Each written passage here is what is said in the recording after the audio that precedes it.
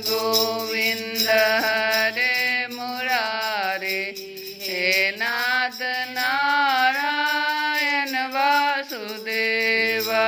श्री कृष्ण गोविंद हरे मुरारे, हे नाथ नारायण वासुदेव। हे नाथ नारायण वासुदेव, हे नाथ नारायण वासुदेव।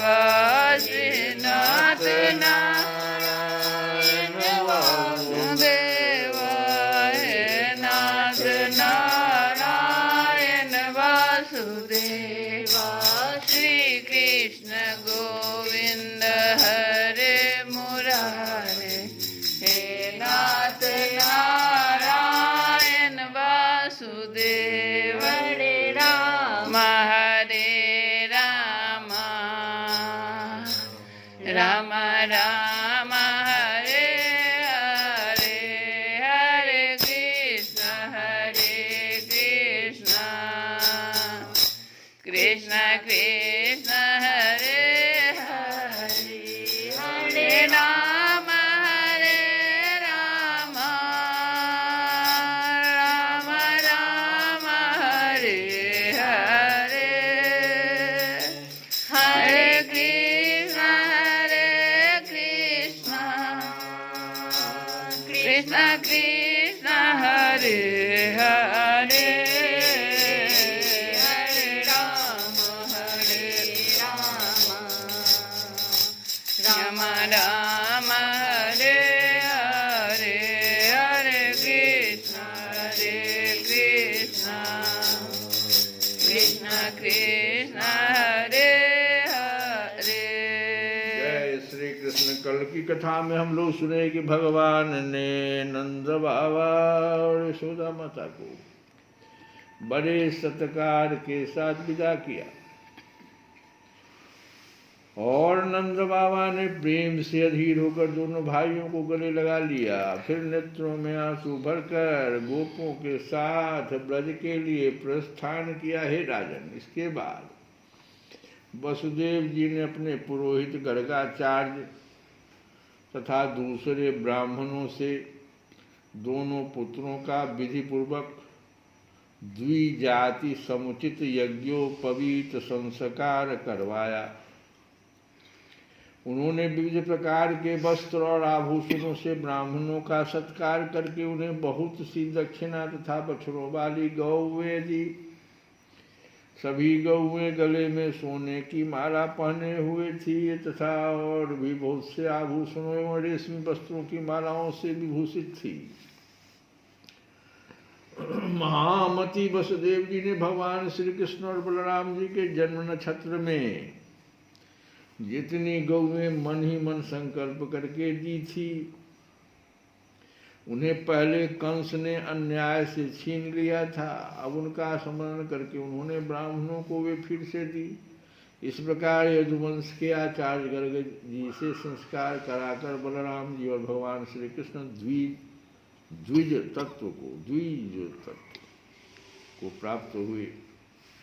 उनका ब्रह्मचर्य व्रत अखंड तो था ही, अब उन्होंने गायत्री पूर्वक अध्ययन करने के लिए उसे नियमतः स्वीकार किया। श्री कृष्ण और बलराम जगत के एकमात्र स्वामी हैं, सर्वज्ञ है, सभी विद्याएं उन्हीं से निकली है, उनका निर्मल ज्ञान स्वतः सिद्ध है। फिर भी उन्होंने मनुष्य की सी लीला करके उसे छिपा रखा था। अब वे दोनों गुरुकुल में निवास करने की इच्छा से काश्य गोत्री सांदीपनी मुनि के पास गए, जो कहाँ रहते थे? अवंतीपुर में, जो उज्जैन के नाम से प्रसिद्ध है। उसी को पहले अवंतीपुर कहते थे। तो अवंतीपुर में गए थे, रहते थे। वे दोनों भाई विधिपूर्वक गुरु जी के पास रहने लगे। उस समय वे बड़े ही सुसंजत अपनी चेष्टाओं को सर्वथा नियमित रखे हुए थे। गुरुजी तो उनका आदर करते ही थे। भगवान श्री कृष्ण और बलराम जी भी गुरु की उत्तम सेवा कैसे करनी चाहिए इसका आदर्श लोगों के सामने रखते हुए बड़ी भक्ति से इष्टदेव के समान उनकी सेवा करने लगी। गुरुवर सांदीपनी जी उनकी शुद्ध भाव से युक्त सेवा से बहुत प्रसन्न हुए।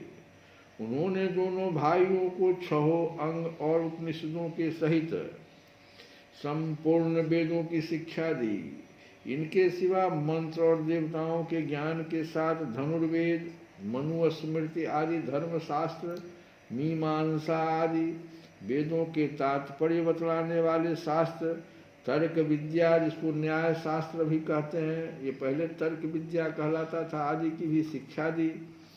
साथ ही संधि, विग्रह, यान, आसन, द्वैध और आश्रय, इन 6 भेदों से युक्त राजनीति का भी अध्ययन कराया।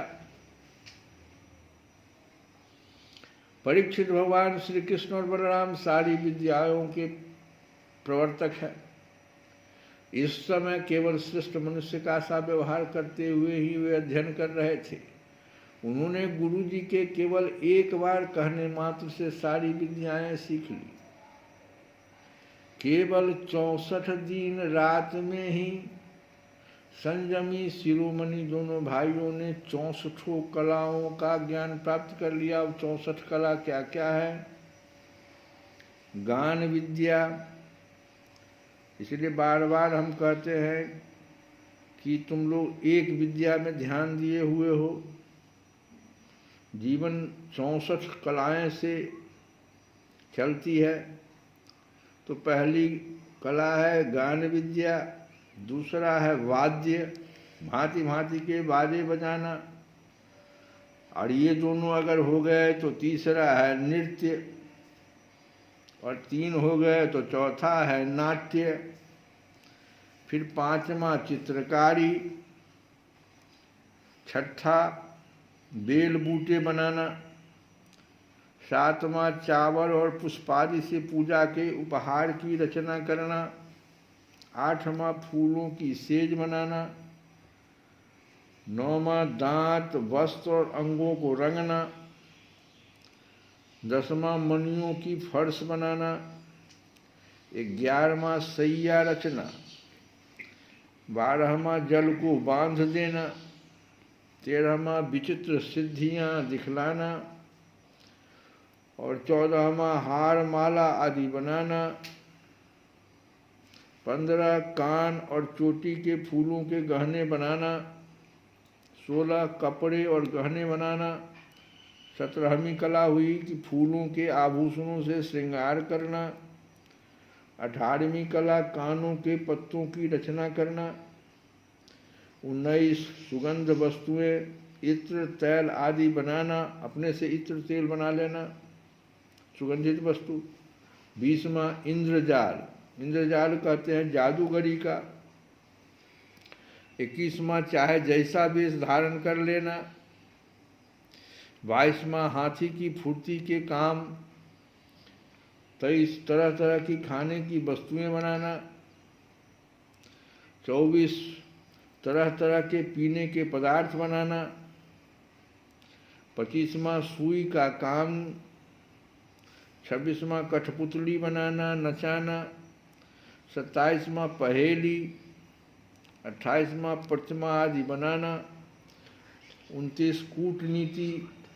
30 ग्रंथों के पढ़ाने की चातुरी, अध्यापन का कार्य, अध्यापक का कार्य, इसमें आपकी चातुराई कि हम इस तरह से पढ़ाएं कि बच्चे समझ लें। 31 नाटक, आख्यायिका आदि की रचना करना, नाटक वगैरह की रचना करना, कोई लेख लिखना, कोई कविता लिखना। 32वां समस्या पूर्ति करना। 33 पट्टी, बेंत, बाण आदि बनाना। 34 गलीचे, दरी आदि बनाना। 35 बढ़ई की कारीगरी, ये सब बेसिक स्कूल की पढ़ाई थी पहले। गांधी के बेसिक स्कूल में ये सारी बातें थी। 36 गृह आदि बनाने की कारीगरी। 37 सोने चांदी आदि धातु तथा हीरे पन्ने आदि रत्नों की परीक्षा कि सही है कि नहीं है। 38 सोना चांदी आदि बना लेना। मणियों के रंग को पहचानना, 40 खानों की पहचान, 41 वृक्षों की चिकित्सा, कृषि विज्ञान,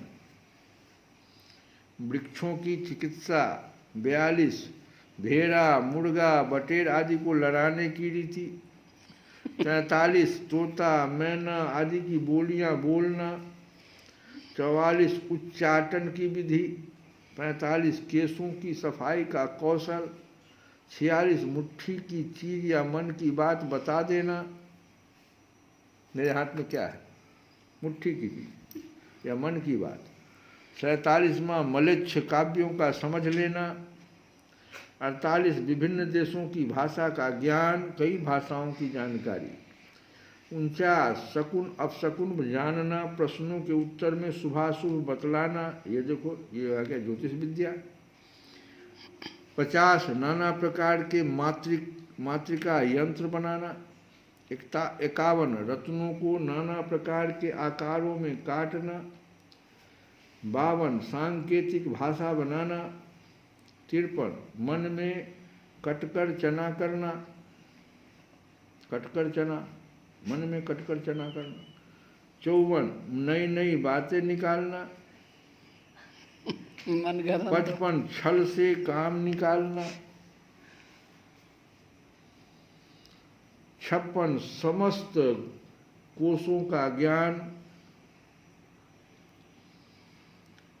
57 समस्त छंदों का ज्ञान। 58 वस्त्रों को छिपाने या बदलने की विद्या। 59 द्रुत कीड़ा। 60 दूर के मनुष्य या वस्तुओं का आकर्षण कर लेना। 61 बालकों के खेल। 62 मंत्र विद्या। और 63 विजय प्राप्त कराने वाली विद्या। और 64 वेताल आदि को बस में रखने की विद्या। तो ये 64 कला हुआ। क्या हुआ? ये 64 कला। और ये 64 दिन रात में ही संयमी शिरोमणि दोनों भाइयों ने इन 64 कलाओं का ज्ञान प्राप्त कर लिया। इस प्रकार अध्ययन समाप्त होने पर उन्होंने सांदीपनी मुनि से प्रार्थना की कि आपकी जो इच्छा हो गुरु दक्षिणा मांग ले। महाराज, सांदीपनी मुनि ने उनकी अद्भुत महिमा और अलौकिक बुद्धि का अनुभव कर लिया था, इसलिए उन्होंने अपनी पत्नी से सलाह करके यह गुरु दक्षिणा मांगी कि प्रभास क्षेत्र में हमारा बालक समुद्र में डूबकर मर गया था, उसे तुम लोग ला दो। बलराम जी और श्री कृष्ण का पराक्रम अनंत था, दोनों ही महारथी थे। उन्होंने बहुत अच्छा कहकर गुरु जी की आज्ञा स्वीकार की और रथ पर सवार होकर प्रभास क्षेत्र में गए। वे समुद्र तट पर जाकर क्षण भर बैठे रहे। उस समय यह जानकर कि ये साक्षात परमेश्वर है, अनेक प्रकार की पूजा सामग्री लेकर समुद्र उनके सामने उपस्थित हुआ। भगवान ने समुद्र से कहा, समुद्र, तुम यहाँ अपनी बड़ी बड़ी तरंगों से हमारे जिस गुरुपुत्र को बहा ले गए थे उसे लाकर शीघ्र हमें दो। मनुष्य वेशधारी समुद्र ने कहा, देवाधिदेव श्री कृष्ण, मैंने उन बालकों को नहीं लिया है। मेरे जल में पंचजन नाम का एक बड़ा भारी दैत्य जाति का असुर शंख के रूप में रहता है। यही पंचजन पांचजन्य जो है शंख बना था, अवश्य ही उसी ने यह बालक चुरा लिया होगा। समुद्र की बात सुनकर भगवान तुरंत ही जल में जा घुसे और शंखासुर को मार डाला, परंतु जो वह बालक उसके पेट में नहीं मिला। तब उसके शरीर का शंख लेकर भगवान रथ पर चले आए। वहाँ से बलराम जी के साथ श्री कृष्ण ने यमराज की प्रिय पुरी संयमनी में जाकर अपना शंख बजाया। शंख का शब्द सुनकर सारी प्रजा का शासन करने वाले यमराज ने उनका स्वागत किया और भक्तभाव से भरकर विधिपूर्वक उनकी बहुत बड़ी पूजा की। उन्होंने नम्रता से झुककर समस्त प्राणियों के हृदय में विराजमान सिद्धार्थ स्वरूप भगवान श्री कृष्ण ने कहा, लीला से ही मनुष्य बने हुए सर्वव्यापक परमेश्वर, मैं आप दोनों की क्या सेवा करूँ। श्री भगवान ने कहा, यमराज, यहाँ अपने कर्म बंधन के अनुसार मेरा गुरुपुत्र लाया गया है, तो मेरी आज्ञा स्वीकार करो और उसके कर्म पर ध्यान न देकर उसे मेरे पास ले आओ। यमराज ने जो आज्ञा कहकर भगवान का आदेश स्वीकार किया और उनका गुरुपुत्र ला दिया। तब यदुवंश शिरोमणि भगवान श्री कृष्ण और बलराम जी उस बालक को लेकर उज्जैन लौट आए और उसे अपने गुरुदेव को सौंप कर कहा कि आप और जो कुछ चाहे मांग लें। गुरु जी ने कहा, बेटा, तुम दोनों ने भली भांति गुरु दक्षिणा दी, अब और क्या चाहिए। जो तुम्हारे जैसे पुरुषोत्तमों का गुरु है उसका कौन सा मनोरथ पूर्ण रख सकता है। वीरों, अब तुम दोनों अपने घर जाओ, तुम्हें लोगों को पवित्र करने वाली कीर्ति प्राप्त हो। तुम्हारी बढ़ी हुई विद्या तुम इस लोक और परलोक में सदा नवीन बनी रहे, कभी विस्मित न हो। बेटा परीक्षित फिर गुरु जी से आज्ञा लेकर वायु के समान वेग और मेघ के समान शब्द वाले रथ पर सवार होकर दोनों भाई मथुरा में लौट आए। मथुरा की प्रजा बहुत दिनों तक श्री कृष्ण और बलराम जी को न देखने से अत्यंत दुखी हो गई थी। अब उन्हें यह आया हुआ देख सब के सब परमानंद में मग्न हो गए, मानो खोया हुआ धन मिल गया। श्री कृष्ण गोविंद हरे मुरारे नाथ नारायण बा